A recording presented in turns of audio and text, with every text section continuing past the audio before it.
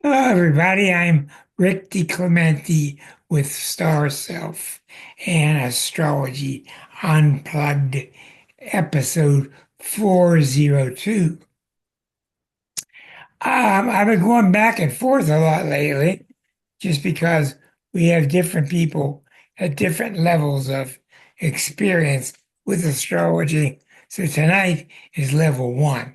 We're going way, way back to the beginning with the very basics of astrology, and I'm going to take my time and give you what voice I have. And I hope it's not too boring for you, but I find a lot of times when I'm doing basic subjects, people don't understand it, but they don't speak up because they learn to be well behaved in grade school. So I'm not looking for the well behaved. I'm looking for questions. And if you don't understand something, raise your hand and we'll fill you in. So tonight we're going to deal with the four modes of astrology Oh, and the three elements of astrology and the mixture of. So I'll be using this graph, which you've seen many times, which is my teaching zodiac. And I've got I've got to get all these buttons straight. Okay, okay. Now, in astrology, astrology is based upon the number four and the number three. And when you multiply that, you get 12. And that's why there are 12 signs. Astrology can be extremely complicated. It can also be quite simple. And I've noticed that you're not going to get anywhere until you know the basics, have them memorized. So that's what we're going to do tonight. Okay, when we start out with the basic teaching zodiac, which I'll be using most of the evening, you notice that there are three modes, I'm sorry, four of each, three modes. The cardinal, fixed, immutable. The cardinal people, of which there are four of, are people that are naturally leaders. They have leadership qualities. The fixed people are the ones who are better at um, taking an assignment, fixing it, giving it form, giving it depth, giving it meaning. They're also quite stubborn. Then you have your four mutable signs. These are the ones that can give out, disperse. These are your Geminis, your Virgos, your Sagittarius, and your Pisces. Back to your cardinal, that's the first letter in each of these pairings. The first letter has to do with the mode. The cardinals are the leaders, one of the leaders. Cancer's one of the leaders. Libra's one of the leaders. Capricorn's one of the leaders. Fixed signs, Taurus, Leo, Scorpio, Aquarius. Mutable signs, like I said, Gemini, Virgo, Sag, and Pisces. Now, when you look at the elements, there are four elements, but there are only three of each. So this is how you end up with 12 unique pairs. You have fire people, which are dynamic. They're active, they're extroverted, they're full of activity. They also are one of these signs that hardly ever think that they're wrong. Very common. The earth signs, there are three of them. These people are very practical, down to earth. Their work is very important. They don't do far out things. You usually don't find them on shows like this because it's just too far out. They're very practical. The air signs are the mental signs. These are the thinkers and the communicators. Very much into books, talking, expressing, sharing ideas. Finally, you have water, and water is the final water sign. And water signs deal with emotion, giving feeling, sharing feelings. So when you get down to it, you have a fire sign. Now we're talking about the second letter in each of these pairings that you see on your screen. Fire sign, the Aries is cardinal and fire. They lead by fire. Hey, everybody, let's go. Each one is very different from the other because of their 12 unique pairings. The Taurus people are fixed to the earth. That means they're good at concentrating stuff. They're very down to earth. They're very much into getting anchored to the earth, getting themselves together, getting themselves not flying around, but anchored. So you see how all 12 of these now are unique. Now you've got mutable air with Gemini, giving off air, giving off ideas, giving off thinking, giving off talking. This is the basis of what's really at your real center. You go to Cancer. Now we're back to Cardinal once again, but this time it's a water sign. They lead by water. They lead by emotion. Honey, are you feeling okay? Honey, are you feeling all right? Let's make sure you're feeling okay. Leading by emotion. Now we're back to our second fixed sign, but this one is a fire sign, Leo, a fixed fire sign. And fixed fire signs are ebullient, they're upbeat, and usually you can't talk them down off of anything because they're very chipper and very fiery and very extroverted. And the final sign of the first half of the zodiac is the sign Virgo, which is mutable in earth. That means they give earth. They help you do something. They help you with a nursing problem. They help you with a problem in the garage. They help you get your taxes done.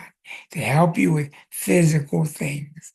They're the number one person to call when you need help with physical activity. Now we go up to Scorpio. We're now on fixed again, but this time it's water. Fixed water is ice.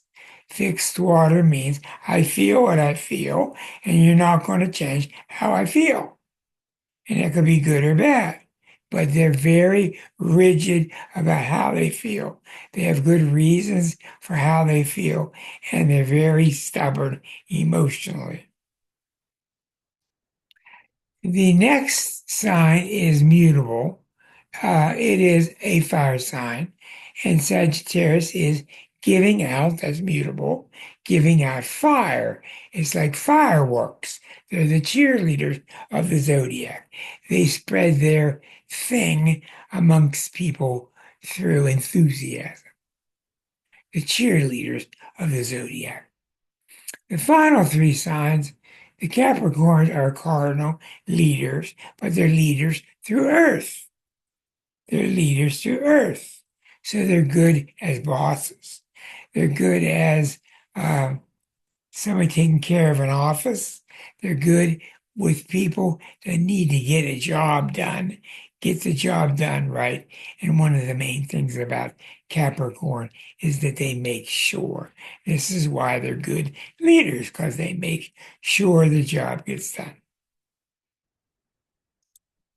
Okay. The don't let this water symbol fool you. The Aquarius is not a water sign. And even with the word aqua in it, it's not a water sign. It's an air sign, but the water stands for water bearer. Water bearer, and that symbolizes this stage of the zodiac is carrying water in order to give back, to spill it and give back to the earth.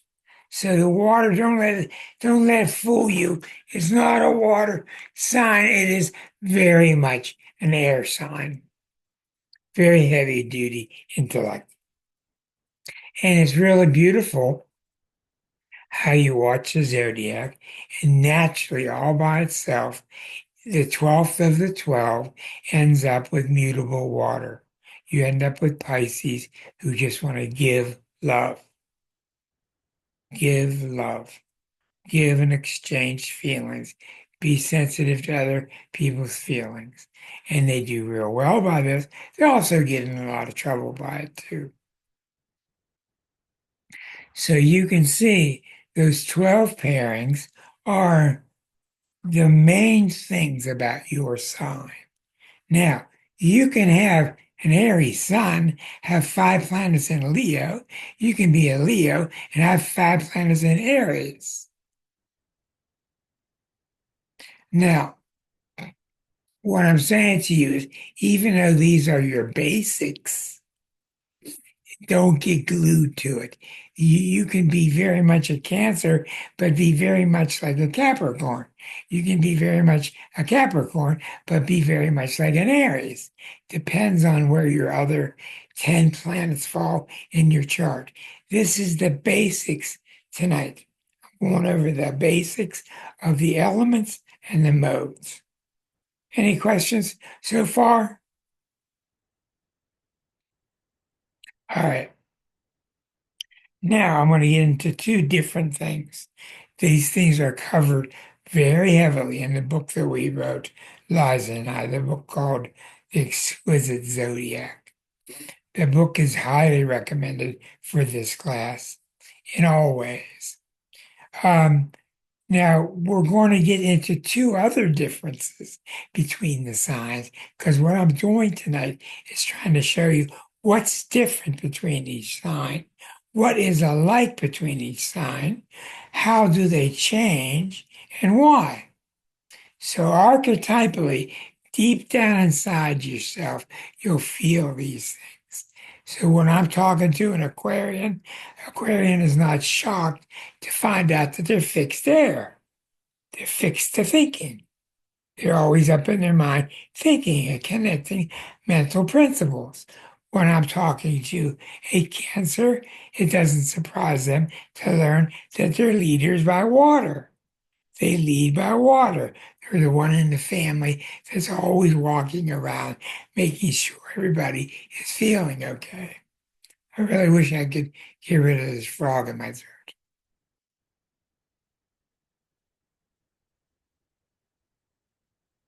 Okay, now there's two more differences that come into play. And the book follows everything I'm doing tonight.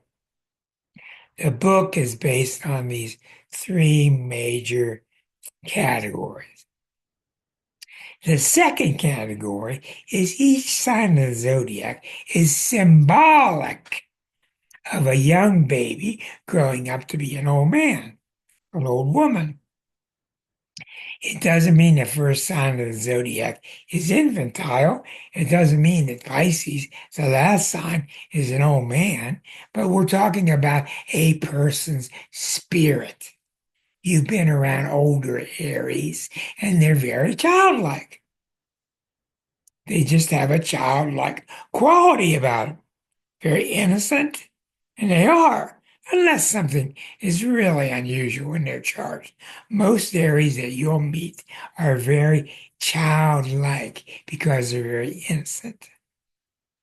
Then the zodiac grows from there through the 12 stages of man. Now, I used to have a 94-year-old friend down in Tennessee. He was an Aries. He has since passed. And I used to like to hang out with him, and we would watch football games together because he was just real childlike. He was like, go, man, go, while he's watching the game. And he was just very youthful spirited.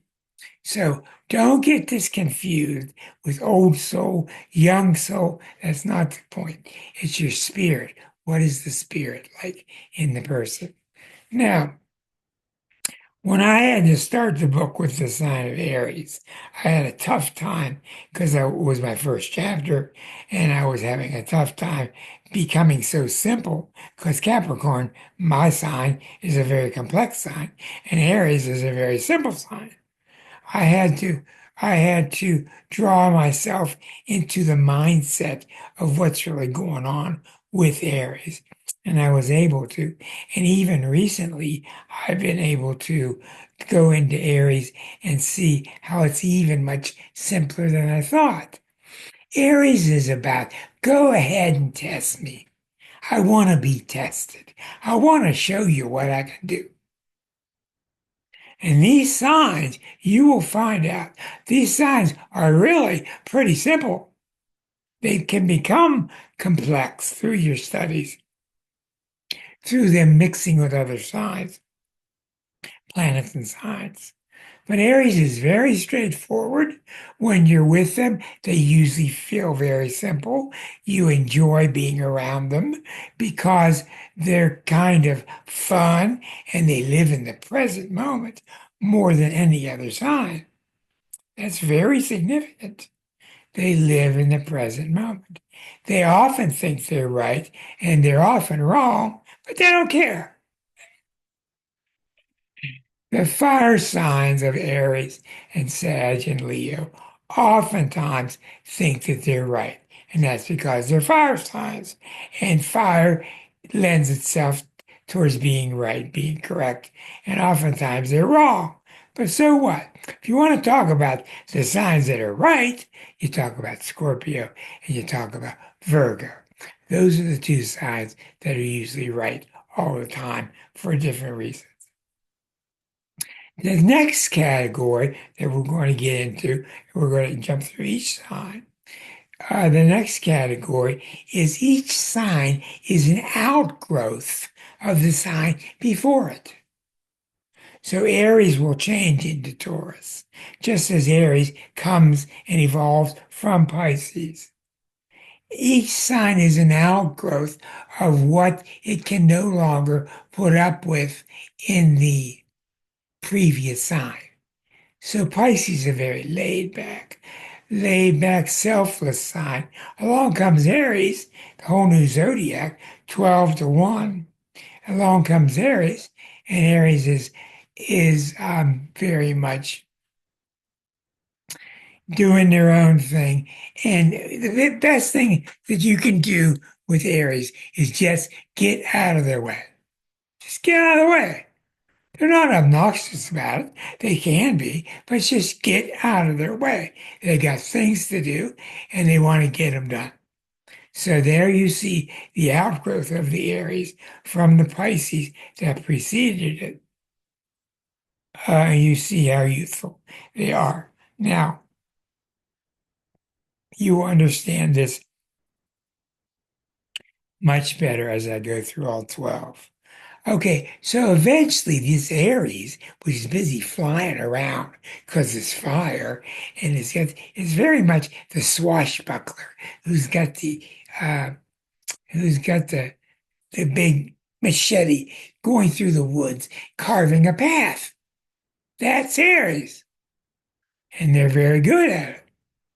But what happens is the soul, I want to use the word soul kind of lightly, the growing cosmic person, the growing cosmic entity that's growing through the zodiac, or we could call it the soul, is getting tired of doing all this, and the soul changes to Taurus. It wants to settle down. It wants to be non-moving. It wants to be locked in to the earth. So there we come. Aries has changed into Taurus. We have gone from fire to earth. We've gone from teaching or leading to fixed. So now your Taurus is fixed earth. Fixed earth. This is why you don't go and take Archie Bunker's chair. It's his chair. He's fixed to the earth. That's his chair. Okay? That's very, very common with with fixed signs such as Taurus. And Taurus gives us a very important stage. All 12 stages are very, very important. Now, I'm sorry tonight if a lot of this is boring to some of you more advanced people, but I do hope that this sinks in with people who are newer and can use this type of basic learning. Taurus, Rick, yes,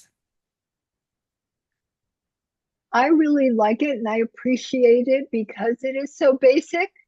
Because after absorbing so many years of astrological knowledge, you can kind of focus it, all that information, and kind of put it in a nice little package exactly. and think about like all the signs of it and all the meanings when you hear it distilled like that. So it's not boring at all for me. Okay, well, that's wonderful. That's what my intention is. And even if you're advanced, you will still learn a lot from this evening. Thank you. I was envisioning it as 12 pots. And the Taurus pot puts the soil in, puts the plant in, makes sure it's stable, makes sure it's watered, and it sits there. And it doesn't sit there because it's stubborn. It sits there because it's developing stuff.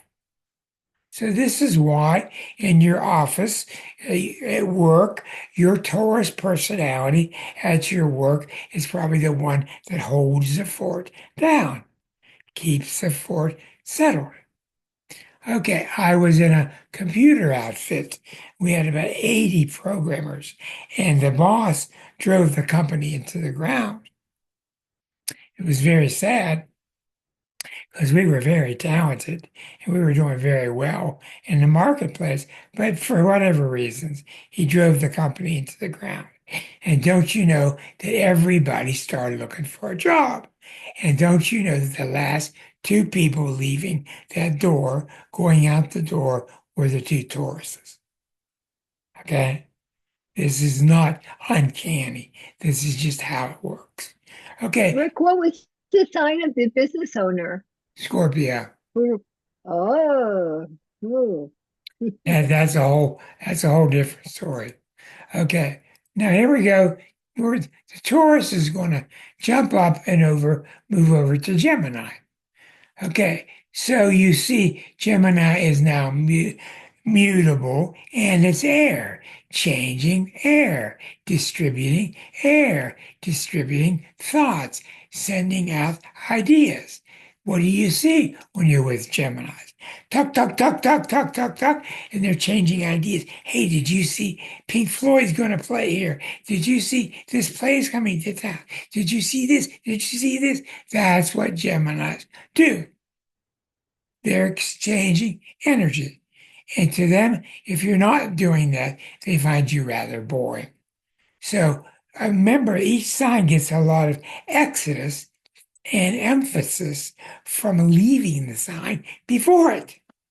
Here's Archie Bunker sitting in his chair, and in a lot of ways in Taurus, he can't get out. He can't get up. He can't move. He gets stiff. And along comes a Gemini, which you could call Edith. Edith is more of a Sagittarius, actually. But the Gemini difference from Taurus is it's very active, it's very talkative, it's very explorative.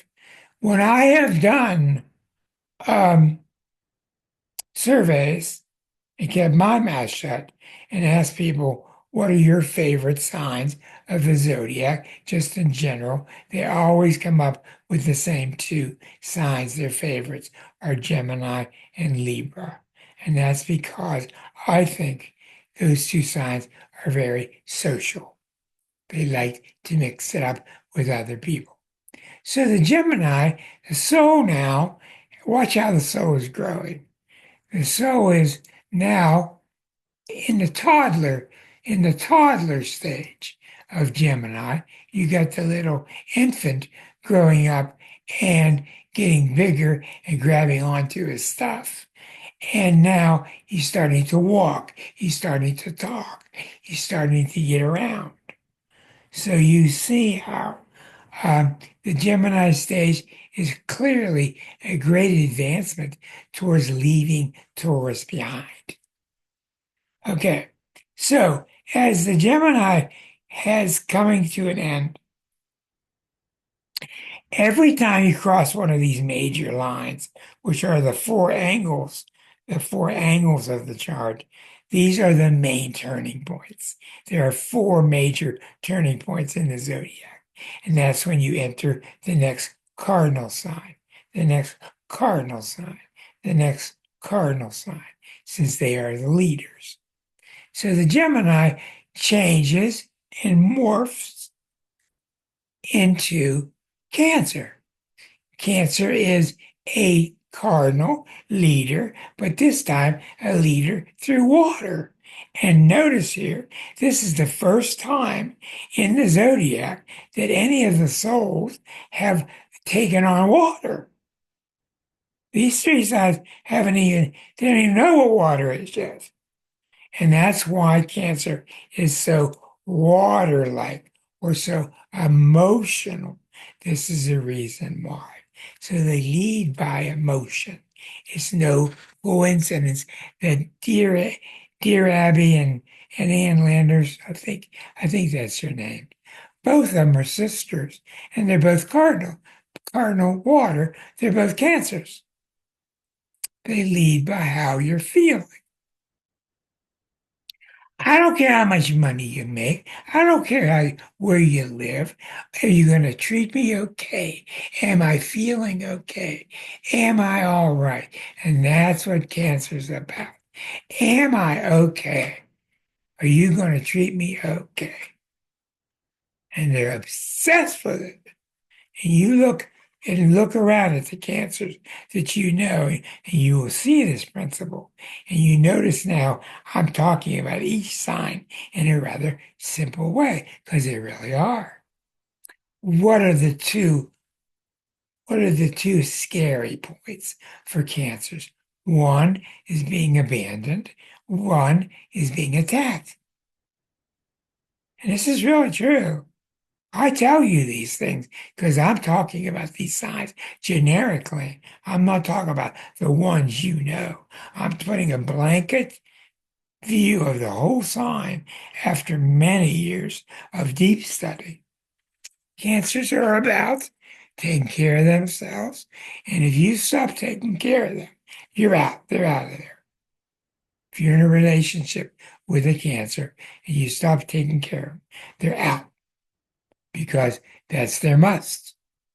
They absolutely must be taken care of, which is why you see such an affinity and direct alignment at all times with the family, because that's where they get their emotional safety from. Emotional safety. Okay, so Cancer is very much like the teenager of the zodiac, off at the mall going to Spencer Gifts, buying these little trinkets and things to buy. It's like the teenager. It's not, it's a preteen actually. The soul is growing through these different stages, and the soul can only take on so much at each stage. Okay. So the Cancer gives way to the next side, and this is a big one. This is Leo. And you'll find this is explained very clearly in the book. If I can get this on my screen. There we go. So now we're jumping to the fifth side of Leo. So we're going from cardinal back to fixed and fire. Fixed fire means I'm lighting a fire and you're not putting it out. You ever get a trick match and you blow on it and it stays lit, okay? That's Leo. That's very similar to their nature. You don't blow these people out. They're very ebullient. They're really talkative. They're really extroverted. They're having fun telling you a story. As a matter of fact, you may have a very difficult time getting them off the stage because they're made for the stage. They're made to express themselves. Now, fixed fire means that I have attained this jolly stage and I'm going to be somewhat of a cheerleader to you and I'm not going to change. So if you know Leos around you, you will see this quality that they're very fixed to being fiery, dynamic. A lot of times, um, a lot of times they think they're right and they're not right. So that does um, occur, but you don't tell fire signs that they're wrong. You got to find the nicer way of saying it. You just don't tell them that they're wrong, but they are. Anyhow, so now you've got the sign of the teenager. The teenager wants to borrow the keys. Honest, Dad, I won't wreck the car. I'm ready to drive. And the kid is super cocky, and teenagers know everything. And my first time on driving a car, I slid on the ice and went right through the neighbor's fence. Okay, when I was 16. So it just shows you how that goes. So the, the sign of Leo is very much based on the teenager stage. It's very fiery. You can't tell them anything. And it's very fixed.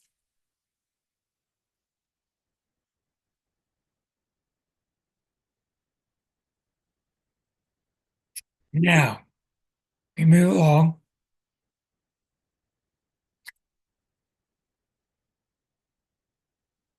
and Leo turns into Virgo. Leo turns into Virgo. So the fire goes away and the fix goes away. And now we have mutable earth. Now remember, the big deal about Virgo is you're just about getting ready, which is Virgo's job, to cross this line.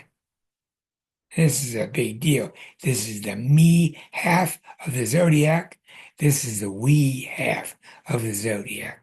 And Virgo is responsible for getting the me ready to transcend into we.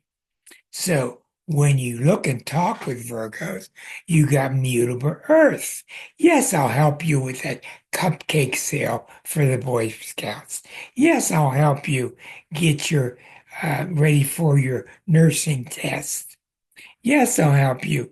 So many Virgos are cabinet makers, um, physical workers. They're really, really good with their hands.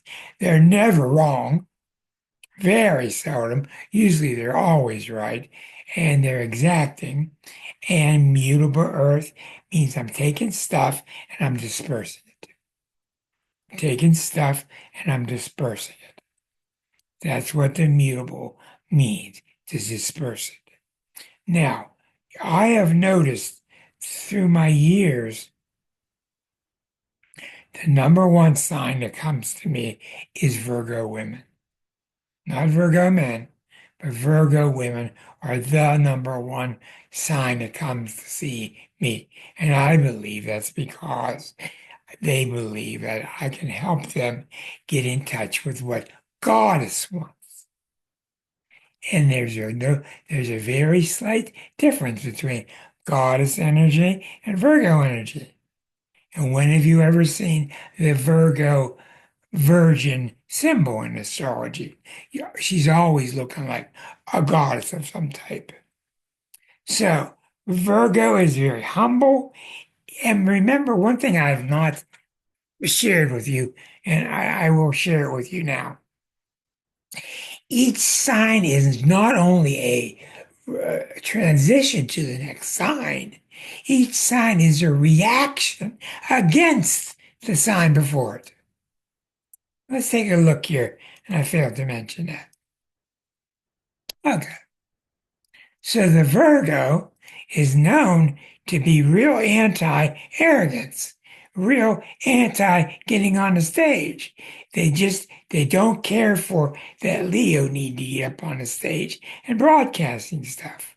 Okay, the Leo is very much growing out of and wanting to change from the Cancer that's so sensitive. The Cancer is very sensitive, gets his feelings hurt more than any sign in the zodiac, and there's Leo pounding its chest, showing off about how it doesn't get hurt. Now, I'll tell you a secret underneath the skin, 1 millimeter, 1 millimeter under the skin of a Leo is a Cancer. Okay? They're going to act like they're not there, but the Leo is there. And it's only 1 millionth of a meter underneath the skin. So the Leo is a reaction against the Cancer. The Cancer is a reaction against the Gemini. Because the Gemini is so lighthearted and frivolous and flying around and kind of indifferent to things and having fun. And Cancer comes along, and Cancer says, "Oh no, there are people that can hurt you out there. This world is a dangerous place, so you got to get serious." And you can easily see how the Gemini is a reaction against the staid Taurus, the real down to earth, non moving, comfortable in the kitchen, same old leather boots all the time, lived in the same house for 80 years. The Gemini wants it different, wants to try something new. And you can also see how the Taurus is an outgrowth from the sign of Aries, which is so fiery and dynamic, and the Taurus is about settling down, getting positioned, and getting anchored. Okay, so that's the what do we do there?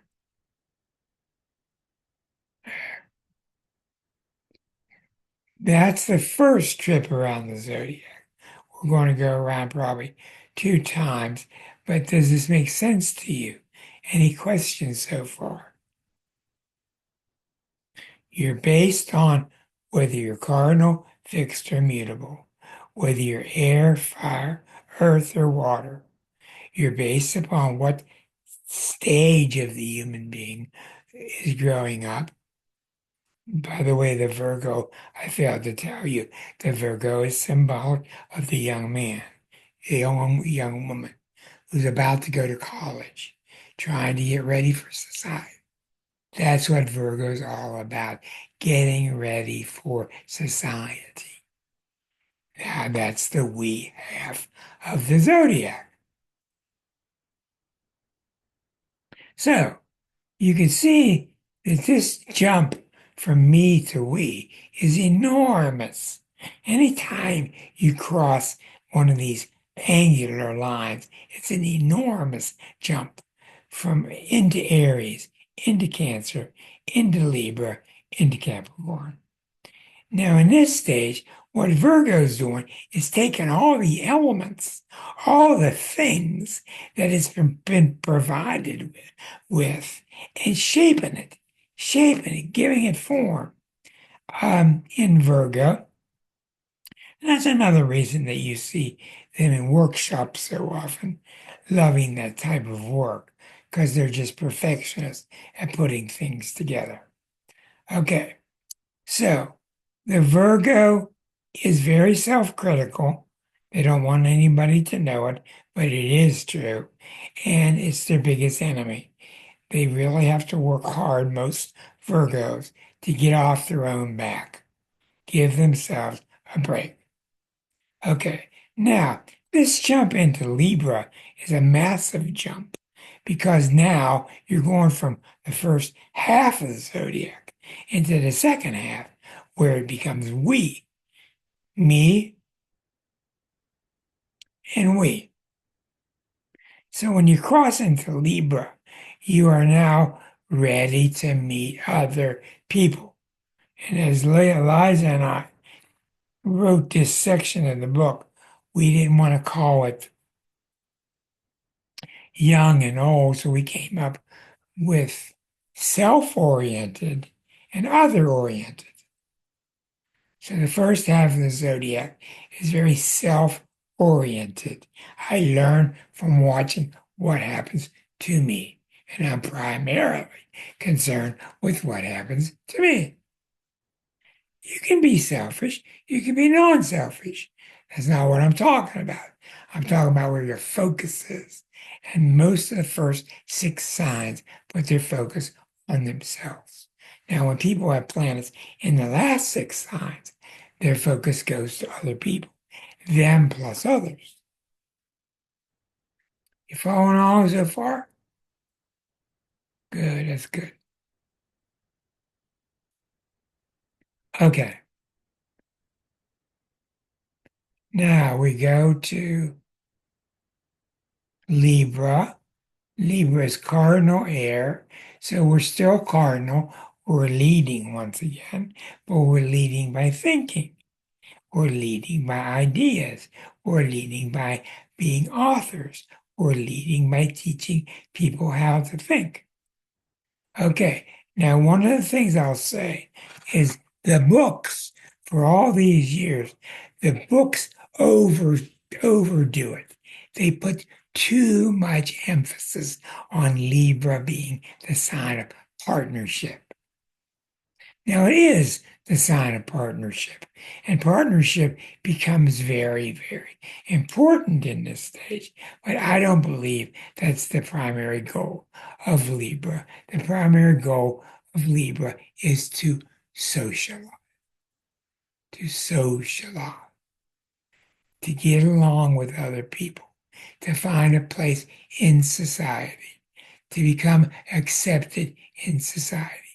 You find a Libra who's not accepted in society, and you find somebody with a lot of trouble. Most Libras are winners. They end up winning. They're very victorious. They're hard workers. They're very competitive. They're very talkative. Um, but any idea you bring up to them, they're going to take that idea and try to socialize it. How is that idea going to work throughout society?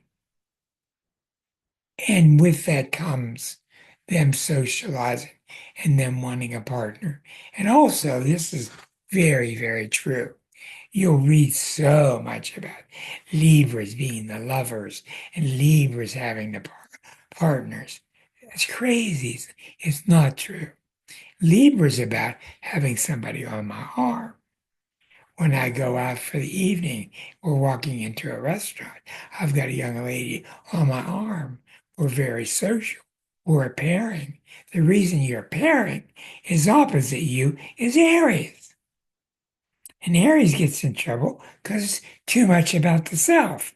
And Libra solves it by being about us. And in a zodiac, everything is solved by going directly across the zodiac.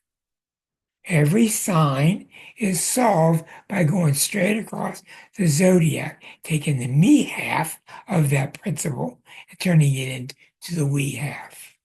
So you see that Aries gets themselves in trouble because they're all wrapped up in just me. Well, Libra is very strong in just we, Yoko Ono and John Lennon, Simon and Garfunkel. A lot of couples, they're really famous for the pairing that comes through Libra. Almost every time that you have a Libra client, they will talk to you about a job and they will want to talk about finding a partner to do their job with, almost always. Now, what I'm finding now, when they get into their 60s, they start to let go of this partnership. They don't need it as badly as they once thought. They don't need the partnership like they thought they did in their 20s and 30s. Now, what this causes is a lot of Libras end up being married to the wrong people because they weren't choosy enough when they made their choice for their first marriage. And you'll find with Libras, usually their second marriage is much more successful. So they're very social, they're social winners, they're idea leaders, they're really good to go to for advice. They're good as mediumship, medi mediators. I'm sorry, mediators. So what you're seeing now, the partnership that's starting, and you get that lady or that man on your arm, the partnership that is starting in the sign of Libra really gets intensified when you go into Scorpio, which is next. So this is the partnership, but this is the deep partnership. This is the sex and the lust, and I got to have your baby. And don't you stay dedicated to me forever. That's Scorpio. That's not Libra. Very big difference.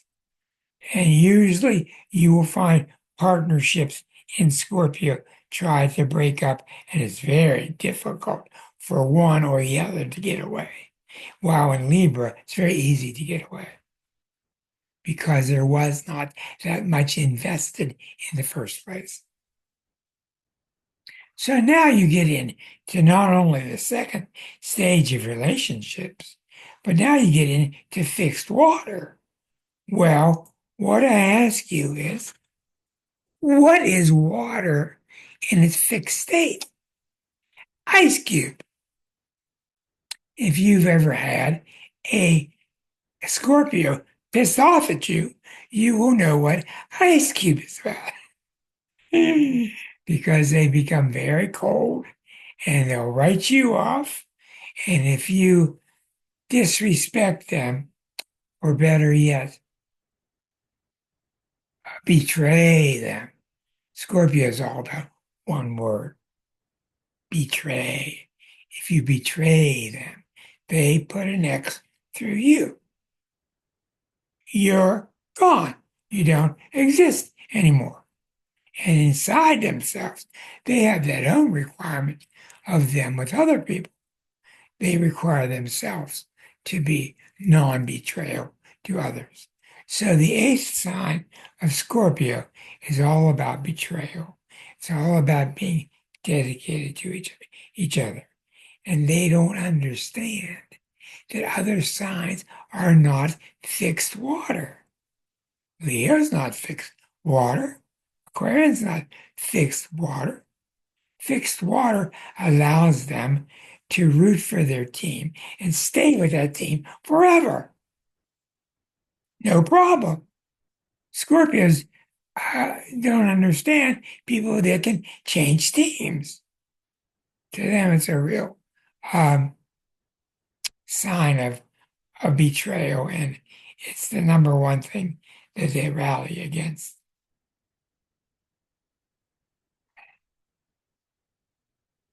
Okay, so the Libra Scorpio stage is the young man, the young woman growing up and getting married, starting to socialize, getting married. That's what's happening at that stage. The Scorpio looks back at the Libra and sees the Libra as being too light. There wasn't enough dedication in this relationship. There wasn't enough hot, steamy sex in this relationship. The Libra looks back at the Virgo and sees there wasn't enough closeness because Virgos are not really good with closeness in relationships.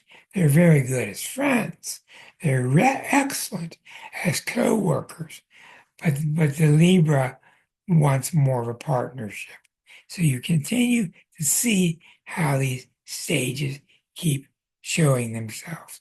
And these are the chapters in the book, written in a little bit different format, but it's really what you're hearing tonight is the really basics of what these 12 chapters are about. Now, let's get back to it. Making sense, Dr. John? Are we making sense? Good. So I wanted to see was your thumb. That's all I needed. Okay. Oh, by the way, everybody, I have called Teresa just to say, Teresa, where are you? We miss you. Please come back. And I have called John, the lawyer, and the phone number is no longer good. So I have no idea how to get a hold of John unless I write him a letter. And as you know, his wife died, and I don't know what's going on with him, but he's been gone for at least 6 months now. So I will try John once again through email, and I'll try to hang in there with Teresa because they're some of our good old timers. Okay. Now, what's interesting about this, and this is really fascinating, this whole quadrant is the book talks about the four quadrants: the self getting its stuff, the self getting its stuff together, the self starting to relate to other people. This quadrant is all about relationships. I've got my lady with her arm on my arm. We've gotten sex. We've gotten married. We've become intimate. We're growing a family. This is real relationships take place in these two stages. These are the two stages about relationship. Now, what happens in Sag? Sag outgrows relationships and it's no longer one on one relationships. It's now my country and your country, my philosophy, your philosophy, my college, your college. So it's much bigger. My government, your government. So Sag is really, really big, large, ruled by the largest planet out there, Jupiter. So you see mutable fireworks, mutable fire, giving off fire. And when I think about mutable fire, I think about Disney's castle with all the fireworks coming out. Come, let's have fun. Come, let's have fun. And that's what was at the very central core of Mr. Disney. You still see it today. Come and let's have fun. What's every kid in the world want to do? Every kid in the world wants to go to Disneyland or Disney World. So that means they want to distribute the fire. They're really, really good cheerleaders. Smack you on the back, smack you on the butt. Let's get going. Let's go. One of the things that's really amazingly consistent about Sagittarians, Sagittarians will read a lot. Usually they're fanatics. And I ask them, what are you reading? And they say, I don't care. I just want to read something. And they'll also say, is that your daughter, Claudia? Yeah. They'll also say, I want to go somewhere. And you say, where are you going? They'll say, I don't care. I just want to go. So it's the act of going. It's the act of expanding that's so critical for the sign of Sag. Why? Because the soul is about to take its place at the top of the zodiac. This is why. In the sign of Capricorn. Now, the Sag reacts very much against the sign before it of Scorpio because it's just too hot in the kitchen. It's just too hot. All these demands of being dedicated, I can't handle. So here in the zodiac, you have your most intense sign of the zodiac right next to probably the most lighthearted sign. And this is why. It's very common. Mutable fire, giving out fire, being the cheerleader. A good example, a real good example of a person who is a Sagittarian is Carol Burnett. Just a real good example of a fun-loving, charming fun-loving person. And I got to thinking this week, really, when you go to the 12 signs can be defined rather easily. You can get deeper and deeper if you want to. But that's what the Sag is all about. They got a license plate on the rear of the car that says, if it ain't fun, I'm not doing it. And that's true. If it ain't fun, I'm not doing it. Okay, so now we've got the student at Harvard. We got the student starting to graduate high school and the student college. And now the student is taking that important step to the 10th stage of Capricorn, where it takes its place in the world. Nancy Camino, haven't seen her in a long time. Okay, now you'll notice how, I'm sorry, you notice how Cancer was taking your place in the family for security. Capricorn is taking your place in the world for security. So everything is a higher octave up here of what's down here.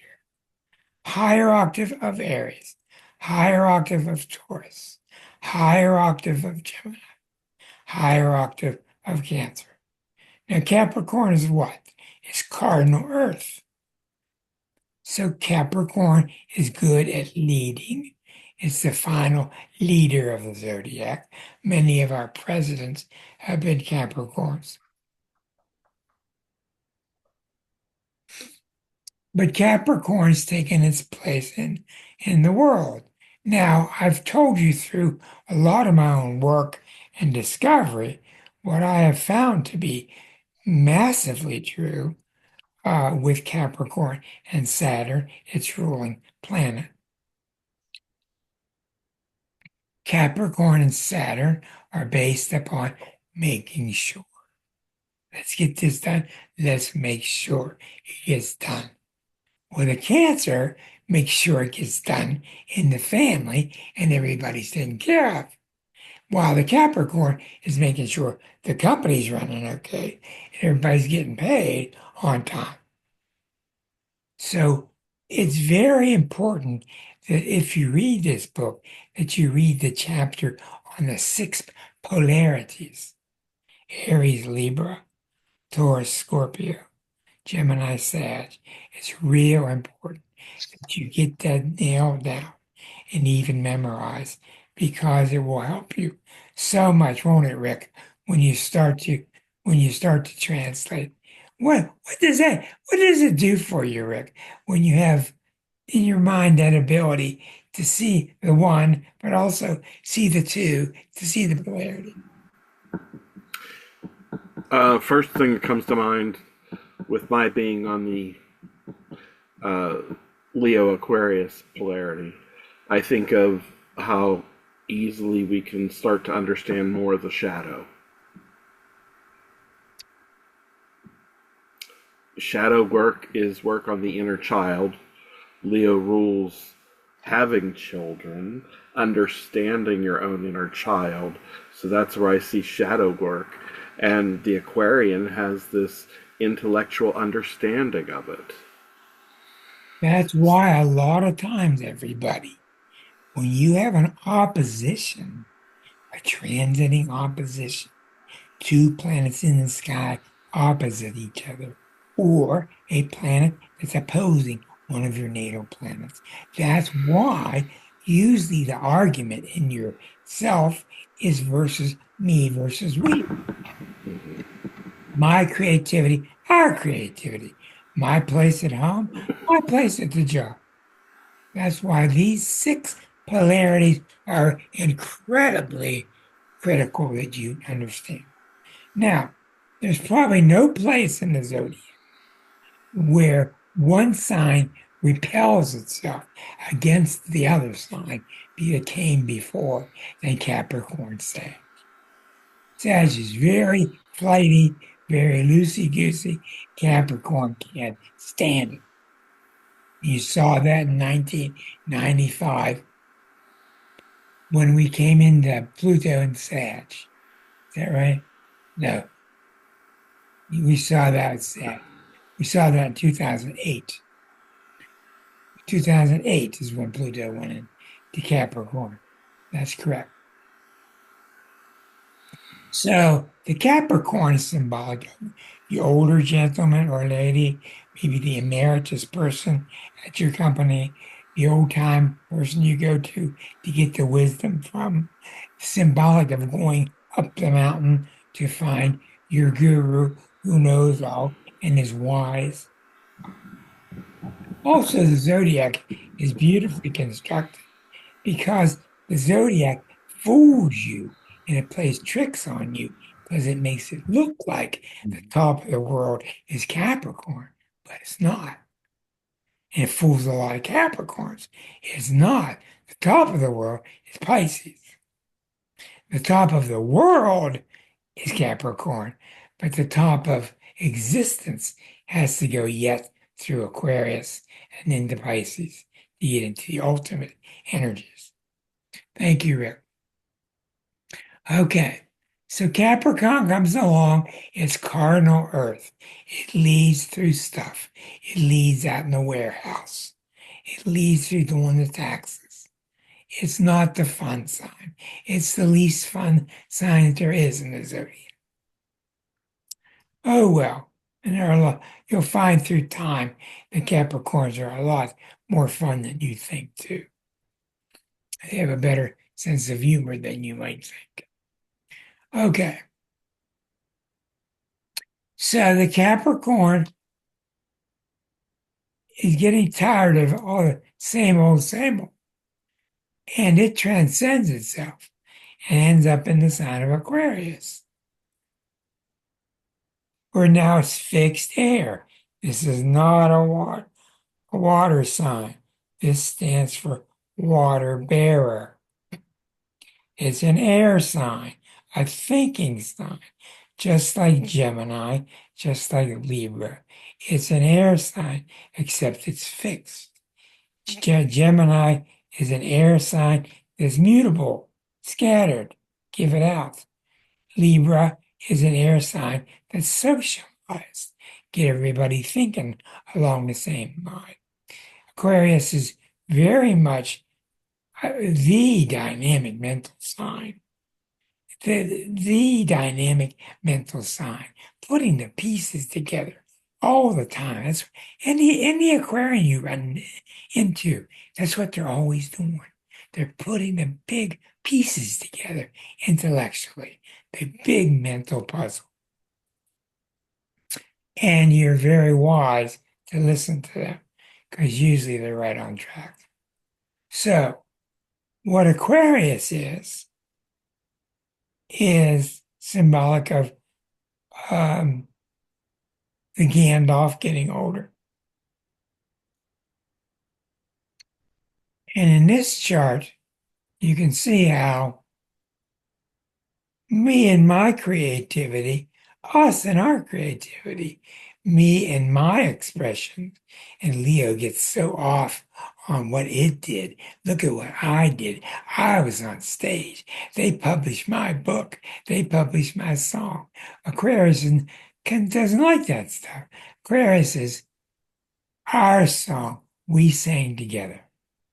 Okay, so this theme, these basic themes, will carry you throughout all of astrology. And the more you know about these 12 differences and likenesses, the better off you're going to be. Now, we go through the final stage, and this is very difficult because you're going to go from 11 to 12. It is uncanny how you end up in the 12th sign, which is all about giving love, mutable water. And if you talk to many Pisces, many of them, they don't care about anything. All they want to do is give love. I've seen them walk. I've seen them walking around with T-shirts that say free hugs. They understand very deeply what's missing but usually they can't implement it because they're so far from practicality. Where are you going to get your money to eat? I don't know. I don't know. Oh boy, we got problems here. Ah, yeah, Rick. Pisces is also, with its spirituality and its connection with Neptune, Mhm. very focused on uh, sacrifice. Oh, yes. And with that, you also experience they will forego their own identity Yes, to support the collective. that's right. And in so doing, they one of the ways they give love is they're very forgiving. Oh, yes, yes, yes. Even when it shouldn't be. Their love will cover a multitude of sins and let things go. Using old biblical terminology there. Very That, good. yeah. Hi, Nancy Camino. Hi, Rick. How are you? Nice to see you, Good to see dear. you. Hey, Uh, what? I had a question about Pisces. Yeah. Are they usually, or do they have the gift of being an empath? Oh, yes. Them and cancers. Oh, yes, yes, yes. Yes, there. And usually when a Pisces tells you some far out kind of ghost story, believe them. They're usually Right. really right. They're always saying, I love you, because I have a Yeah, daughter that's a yeah, Pisces. yeah. She is a Leo emotion and a Gemini rising. Okay. So it's a very it's a very fun trip with her. Oh, that can work out just fine. Sounds very communicative too. Pisces is very complex. As you know, the original name of this book was Pisces, the Ultimate Sign. And the more I thought about it, I thought it would get misunderstood. So we chose the name The Exquisite Zodiac. Now, in Pisces, let's not get lost. It's a mutable water. We're done with the zodiac now. Mutable, giving out what? Love, giving out feelings. And you'll find that water is the main problem with all 11 signs. The problems most of us have is when we have to deal with emotion in a lot of ways.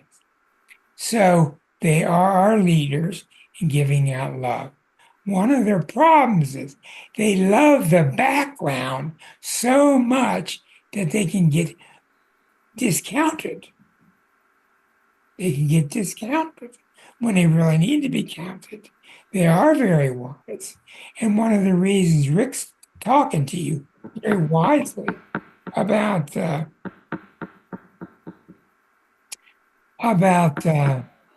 being selfless.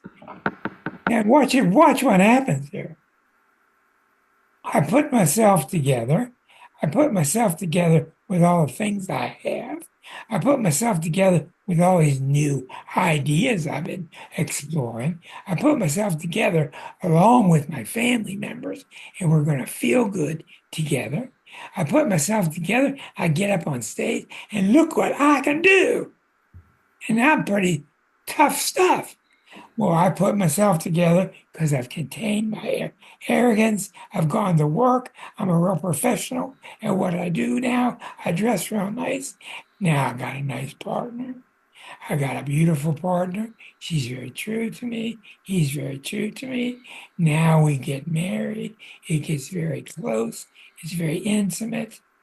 The psychic, the cosmic self is growing up. And then Sagittarius, we'll take a little sabbatical here. I'm going to go to the Sorbonne. I'm going to go to France for a couple of years, and I'm going to learn other languages, other politics, and then I'm going to come back to America, and I'm going to take my position at the head of the table, at the head of my corporation. And that's not good enough because in Aquarius, I'm going to go to the head of my department. I'm going to go to the head of my agency, not just my business, but the agency nationwide or internationally. But you notice that at the 11th stage, you're still not done. You're not done. Okay. And in the 12th stage, what's required is you have to lose the self that you've been so busy building. And this is contrary to what all the other 11 signs believe. They all believe that if you have a strong ego, that it can get through anything. When we find out later on in our deep psychological books, we find out that the self and the ego, in fact, are the problem. They're keeping us separate from God. And Pisces is that force that's drawing us back to the oneness. So that final stage from Aquarius into Pisces is not an easy one. It's not an easy one. And it's what Zen is based on, what Buddha is totally based on, what almost everything Jesus talked about was about a Piscean type of influence. So it's a beautiful construct if you walk around the zodiac, which is why we call it exquisite, because it really is. Good evening, everyone. Chuck, we'll see you later. Anybody got any questions? Any questions or statements? Stewards are on here in a few minutes. Any questions, anybody?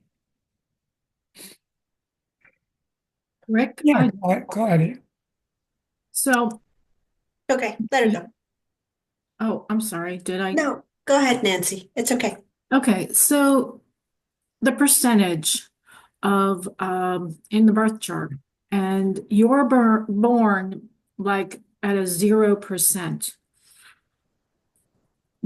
What sign? Like, I'll give you an example. I'm an Aries, but I'm 0% of Aries. How much of the other sign? How did you get 0%? Yep. And how much? How did you get, how did you arrive at 0% Aries? Okay. Birth time is 10:57 p.m. Not Pisces, March 20th, not Pisces, into Aries. 0%. Where How where much? where is your sun? Where is your sun sign? Sun sign, Aries, rising sign, Hold on. Scorpio, Oh, moon sign. don't get messed up with those things. Let me look it up for you. I got your chart here. I'm going to tell you about something else called astrodynes. Astro, what? Dynes, Dynes. Okay, You're born on a cusp. right. You are born 018. So you are several hours.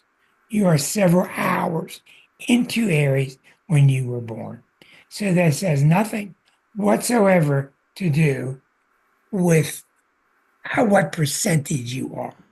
Okay, Matter of fact, the first 2.5 degrees of any sign is the strongest part of that sign. So you're very strong. Now, if you want to, and John, by the way, solar fire has this capacity. Somebody once invented what's called astrodynes, Dynes.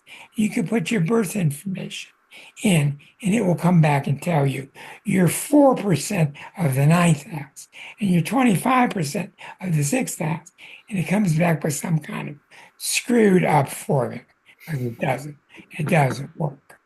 But you may want to play with it because some people think it does. I don't. So, what is your question, Nancy? well, at 0%, 0.18, you said? How much of the You, sun? you are 18/60ths I don't into there. understand that. Okay. Huh? I have a suggestion. Imagine you're standing at the border of a state. Okay. You take one step, you're into the next state. You are no longer in the state you walked away from. That's right. You are Okay. now in the other state. It And is not a percentage, it is a state of being. right. All And right. there are 60 steps, and you've taken the first 18. Okay? Gotcha. That's how that works. Yeah, we were looking at Claudia. Yeah, I'm not sure if you were meaning to use that word, Nancy, if you were meaning to use the word percentage, or did you want to say degree? I don't know. I'm just Okay, so I think what you want might be the word degree. Mm-hmm. You're very early, Aries. But Yeah. anytime any planet goes into cardinal signs, you're going to really feel it. Early Cancer, early Libra, early Aries, and early Capricorn. What I was gonna say was it's really not a question. It's just really fascinating to me to look at what is missing in the chart if they have an element missing. I just gather so much from that. That doesn't happen all that often, but Right. it does once in a while. Like my son, my child, he has no water in his chart. Um, I have air that's only outer planets, and I can feel that.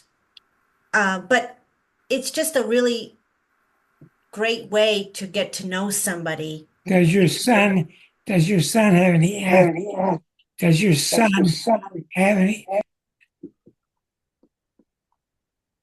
any aspects to Neptune? No, but he does have it in the first house, and he has a T squared to the moon in the eighth Well, house. then you can forget about your So that forget theory, forget about your yeah. water concerns. But the water, so it's interesting to see him go through the world because the water stuff, it's not activated outright, but it's there. Anyway, the I point in me I saying, have something to contribute to help you understand that discussions of missing elements hmm and also singleton planets where there's only one, that shift from having none to at least one is recognized often as an inability to express. hmm That's what it comes down to. So, in the area of water, yeah, it would be inability to express emotion. With right, the absence of air, difficulty to put your thoughts into words that you would share with people.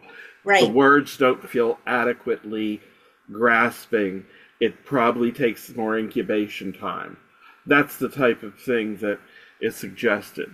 Yeah, and I feel that heavily. As much as I like to speak, I have to think a lot about the words I want to use, and in fact, I've become a little obsessive about it. Mhm. Um, because I know that it's a kind of a, I don't want to say a weakness, that's not the right word, but it kind of like it expresses itself in a funny manner. So the point I'm trying to make here is just, figuring out in your chart, like do you have an element that's super strong or an element that is not there at all? I think one thing to look at on the positive is that there's a likelihood that just as much as you take time to incubate your thoughts so that you choose the correct words, there's probably a likelihood that the emotions are being incubated enough to become more literate with them, to understand what Mhm. is motivating them and how one wants to express them. They would Yeah, not want to hurt someone by um, emoting right. in an uncomfortable way for someone else. Yeah, yeah, yes, totally. Thanks, Rick. Mm-hmm. Very good. Any other questions? Um, the Renate, question, go ahead. yeah. We can hear Yeah, you. I have no planets in air signs, but I have a Virgo rising and a Gemini MC. That makes up for it. That makes up for it. Because you certainly hold your own here intellectually. Yeah, but I cannot think abstract. I have complete trouble with mathematics and abstract things. Is that because it might be because of your Neptune placement? Good. Yeah, but I think that MC she mentioned that really compensates because that's what you're bringing forward in public. Yeah, but I didn't do my whole life. I started the last years with that, going really public, talking publicly. Before I was afraid, and I had trouble to formulate what I want to say. And Hey, I'm gonna tell you something that might shock you. Maybe I'm really wrong, but it looks to me like over the past 6 months, you keep looking younger. thank you, but I don't think so. Doesn't she, Erica? Yes, She, absolutely. her I've been Uranus noticing that too. I want to know she's what looking is your younger. elixir, Renate? Yeah, You have to bottle it and sell it or that's something. right. It's interesting. You are not the only one who is saying that, but I don't see that. Oh, we can see it. It's very clear. Did you have your hand up, Erica? I did. I just wanted to mention that I've read many times that the element that you might not have enough of, that it's a really good idea to try to make friends with people of that element so you can learn from them and pick up that energy from them. And it's not always easy because you might feel like you don't agree with them or something like that. But if you can find people that you like that are of that element, you can really learn a lot from them. What tonight was about was to help you translate. Because when you see a planet over in this element versus a planet in that element, then you get a better feel for what's going on. And that's what I'm always trying to give you are better tools so that when you're thrown into the melting pot with all these different energies, which are not easy, you'll have somewhere to start. So I hope you enjoyed it. Pretty soon we're going to have Eliza and Claudia. I'm not sure when, next month or two. They're going to be talking about some of the quantum physics of how astrology works. Looking forward to that. I'll let you know when. Good having you all. And can you believe it? We're sneaking up on the holiday. We're going to skip Thanksgiving. We won't be here next Thursday. Oh, So Well, listen, I'm thankful for all of you. I'm All of thankful you. for all of you. Yes, all of you are wonderful people. Skip next week. Thank you, Thankful Claudia. for you See you too, the fall. Yeah. Claudia. And Rick. And Rick. great Thanksgiving. Hey. These Thursdays are like Thanksgiving every week for us. Good night, Well, everybody. I don't like Good- anybody here, which is why I've been with you for the last, 5 years or something? Yeah. Good night, y'all. All right. Happy